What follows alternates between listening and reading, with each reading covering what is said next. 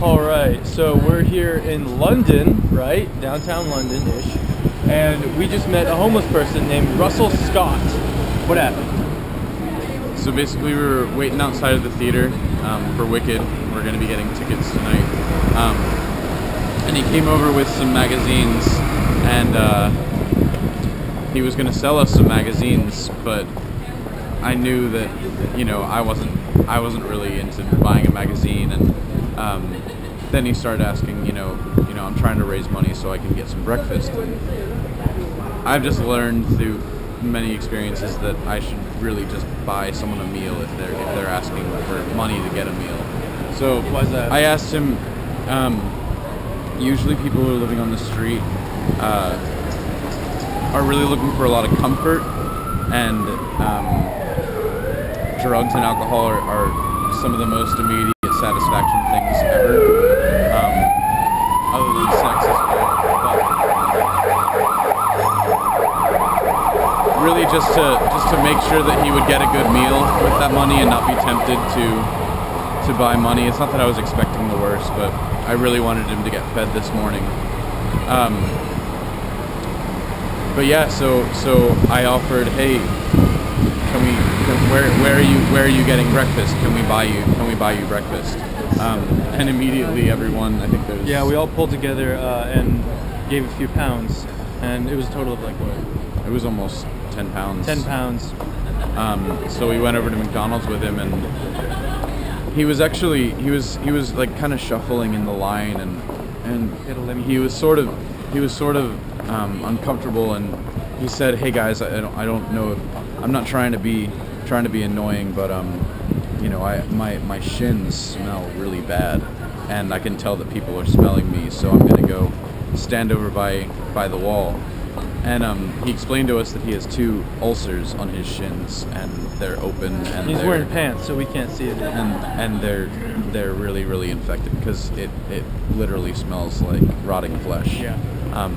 When you're within like 10 feet of him. So he did stay over, but I turned to Jeff and Jake and I said, you guys should pray for him. So they went over to pray for him while I bought his meal. So me and Jake can go over to pray for him. We put our hands on his legs and we start praying for him. And the smell was like overpowering, and we were just praying over it. And he said it was. He started opening his eyes like this, and we're praying for him. And he had never heard the gospel. We didn't know that yet. And he's like, "This is the weirdest feeling. This is the weirdest feeling." So we keep praying for him. I don't think he got fully healed. But I think there was some healing, or some kind of heart movement, or something. I'm not sure, but he was touched. And so me and Jake kept praying for him. And then Carl comes back with his food. So I came back with his breakfast, and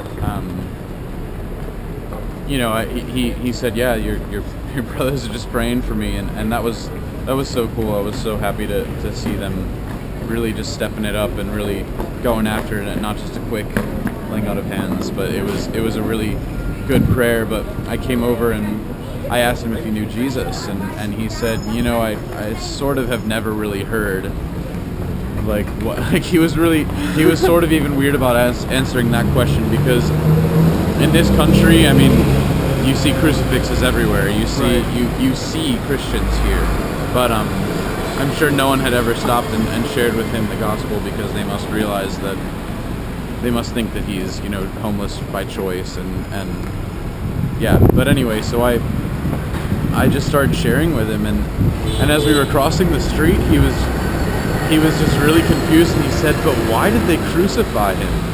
And we started going into how Jesus wasn't really meeting the expectations of the Jews at the time, because they thought that he was going to free them from the Roman oppression, but that he was actually coming to serve, and he was actually coming to be homeless here on this earth. So I actually got some new revelation that Jesus probably identifies more with him than he does with us. Didn't have a home, slept in the dirt, wasn't very good looking, Bible says, I mean, like he was average. There's nothing appealing about him. Where did he get his meals? You gotta wonder about that. Yeah.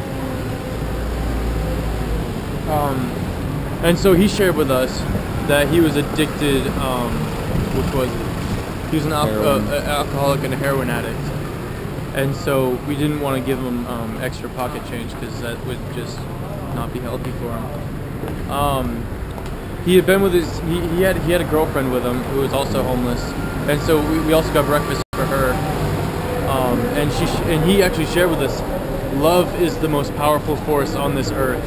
And he was talking about how he had actually been with his girlfriend for 5 years. 5 years. I can't even imagine what that was like, because as a homeless person, because he informed me, he's like, yeah, I've died like 3 times, and I've been brought back from the dead, like, you know, in a hospital and stuff like that. I have seizures. She has all these seizures and all these moments where she just freaks out and has to go to the hospital. I can't imagine 5 years together with another person, both suffering that kind of thing. That is huge. That's love. Yeah. But yeah, he shared with us. I mean, he actually got sort of teary-eyed. He was blinking a lot, but he shared with us that his girlfriend actually split a couple weeks ago, and he's just said how he was just crying like 3 or 4 times a day. And it was funny because he was sort of apologizing for not being manly, and he said, "I'm sorry, I'm being so soppy right now, but yeah. it's just how it is." And I think that that's such a key to realizing you're in need of a savior. So I honestly do believe that we planted a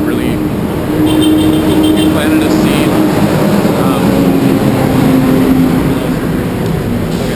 I really do believe that more and more Christians are going to stop and talk to him. Yeah. Russell Scott. Pray for Russell Scott when you see this. Pause it and pray for him. Yeah. Because he needs it. He's got maggots in his legs. Yeah. I'm gonna keep praying for him. Yeah. A lot. A lot. And I'm gonna see him again. I know I will. Yeah. At some point, I think God's gonna set it up, and I'm gonna see him again.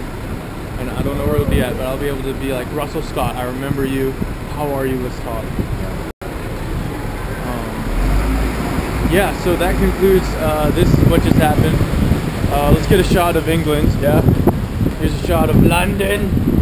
Pretty here. I actually really like it here. There's like, it's kind of like Boston, but it's more messy. Anyway, love you guys. I'll keep you updated. Bye-bye. Mwah.